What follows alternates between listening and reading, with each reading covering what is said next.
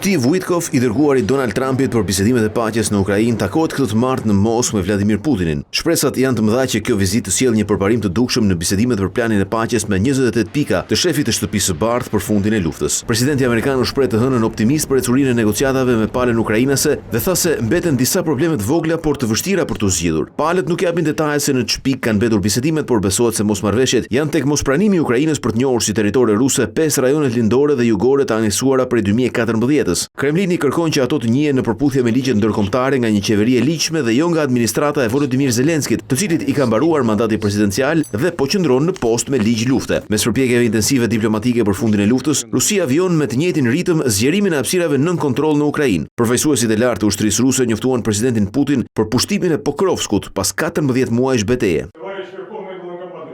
Ministria ruse e mbrojtjes publikoi edhe këtë video ku shfaqen ushtarët që ngrenë flamurin e Rusisë në qendër të qytetit ku ndërtesat përreth janë të ndërtuara rënd nga bombardimet.